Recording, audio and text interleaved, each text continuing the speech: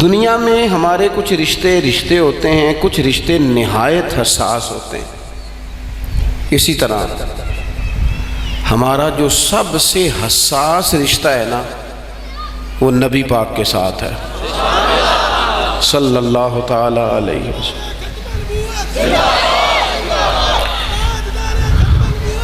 آپ دیکھیے قرآن مجید فرقان حمید نے اس انداز میں اس رشتے کو بیان کیا، فرمایا النبی اولی بالمؤمنین من انفسہم،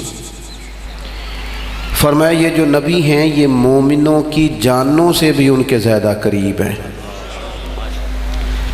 اتنی قربت، اتنا حساس رشتہ کہ ہماری جان ہمارے اتنے قریب نہیں جتنا نبی پاک ہمارے قریب ہیں، اور رسول پاک صلی اللہ تعالیٰ علیہ وآلہ وسلم نے اس قربت کو بیان بھی فرمایا۔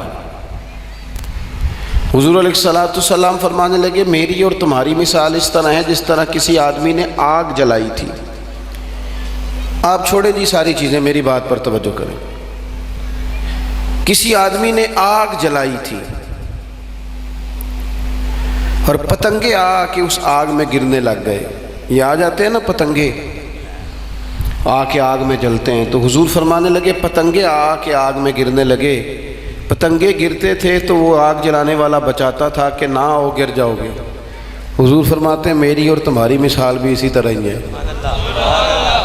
تم دوزخ کی آگ کی طرف بڑھتے ہو، میں تمہیں پکڑ پکڑ کے بچاتا ہوں، بچ جاؤ کہیں گر نہ جانا۔ اور ہر جگہ ہی حضور بچاتے ہیں۔ پہلے تو دنیا میں نبی پاک علیہ السلام نے ہمیں ہر وہ چیز کھول کے بتائی، کھول کے، یہ کام نہ کرنا دوزخ میں لے جائے، جھوٹ نہ بولنا، بدی نہ کرنا، بددیانتی نہ کرنا، زنا نہ کرنا، بدکاری نہ کرنا، چوری نہ کرنا، ڈاکہ زن، ایک ایک بات کھول کے کھول کر بیان کی حضور نے۔ یہ بھی حساسیت ہے۔ کچھ لوگ ایسے ہوتے ہیں جو بہت گہری بات میں نہیں اترتے، وہاں گزر کر کے چلے گئے، لیکن محبوب پاک علیہ السلام نے کھول کے واضح کر کے چیزوں کو بتایا، یہ کام نہ کرنا، یہ نہ کرنا، یہ نہ کرنا، یہ نہ کرنا۔ جنت میں جانے والی جو چیزیں تھیں وہ بھی حضور نے کھول کے بیان کی۔ اور کس طرح بیان کی؟ جس طرح ماں اپنے بیٹے کو گود میں لے کے ماتھا چوم کے نہیں سکھاتی، یعنی اس سے بھی بڑھ کر نبی پاک نے رحمت سے، شفقت سے، عطا سے، کرم سے اپنی امتیوں کو سمجھایا۔ حضور فرمانے لگے تم نے نیکی کو چھوٹا نہیں سمجھنا، کبھی نیکی کو یہ مت سمجھنا کہ کروڑوں روپے ہوں گے تو پھر ہی نیکی ہوگی، یہ مت سمجھنا کہ اربوں خرچ کر سکوں گا تو پھر ہی نیکی ہوگی۔ تم نے نیکی کو حقیر نہیں سمجھنا۔ محبوب فرمانے لگے تم کسی سے مسکرا کے ملاقات کر لینا، رب صدقے کا ثواب عطا کر دے گا۔